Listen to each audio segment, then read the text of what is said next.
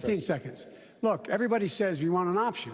The option I'm proposing is a Medicare for all, Medicare for choice. If you want Medicare, if you lose the job from your insurance company, from your employer, you automatically can buy into this. You don't have no pre-existing condition can stop you from buying in. You get covered, period. And if you notice, nobody's yet said how much it's going to cost the taxpayer. I hear this large savings. The president my friend from Vermont thinks that the employer is going to give you back if you negotiate his union all these years, got a cut in wages because you got insurance. They're going to give back that money to the employee? Matter of fact, they will. Well, let me tell you something. For a socialist, you got a lot more confidence in corporate America than I do.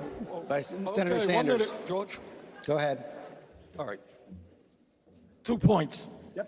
You got to defend the fact that today, not only do we have 87 million people uninsured and underinsured, you got to defend the fact that 500,000 Americans are going bankrupt. You know why they're going bankrupt? Because they suffered a terrible disease, cancer or heart disease. Under my legislation, people will not go into financial ruin because they suffered with a diagnosis of cancer. And our program is the only one that does that. I know a lot about cancer. Let me tell you something. It's personal to me. Let me tell you something. Every single person who is diagnosed with cancer or any other disease can automatically become part of this plan. They will not go bankrupt because of that. They will not go bankrupt because of that. They can join immediately. And we're talking 4, 6, 8, 10 years, depending on what you talk about, before we get to Medicare for all. Come on. I've been there. You've been there. You know what it's like. People need help now, hope now, and do something now. Congressman O'Rourke. Yeah. For everyone in the country, I want to make sure. The work that Bernie has done on this, and of course, we owe a debt of gratitude to President Barack Obama. Of course, I also work for President Obama, Vice President Biden, and I know that the problem with your plan is that it leaves 10 million people uncovered. Now, on the last debate stage in Detroit, you said that wasn't true. When Senator Harris brought that up, there was a fact check of that, and they said that was true. I grew up with a grandmother who had type 2 diabetes, and I watched her condition get worse and worse. But that whole time, she had Medicare. I want every single American family to have a strong Medicare plan available.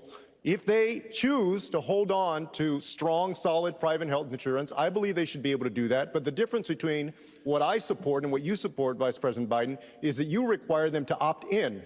And I would not require them to opt in. They would automatically be enrolled. They wouldn't have to buy in. That's a big difference because Barack Obama's vision was not to leave 10 million people uncovered. He wanted every single person in this country covered. My plan would do that. Your plan would not. They do not have to buy in. They do not have to buy in. You just said that. You just said that 2 minutes ago. You just said 2 minutes ago that they would have to buy in. You said they would have to buy in. Have to buy in. If she qualifies for Medicaid, are you forgetting what you said 2 minutes ago? Be in for it. Are you forgetting already what you said just 2 minutes ago? I mean, I can't believe that you said 2 minutes ago that they had to buy in, and now you're saying they don't have to buy. You're forgetting that. I said anyone like your grandmother who has no money. We need a healthcare system you're automatically that automatically enrolls people regardless of whether they choose to opt in or not. If you lose your job, for instance, his health care plan would not automatically enroll you. You would have to opt in. My health care plan would. That's a big difference. I'm fulfilling the legacy of Barack Obama, and you're not. I'll be surprised to him. Andrew Yang.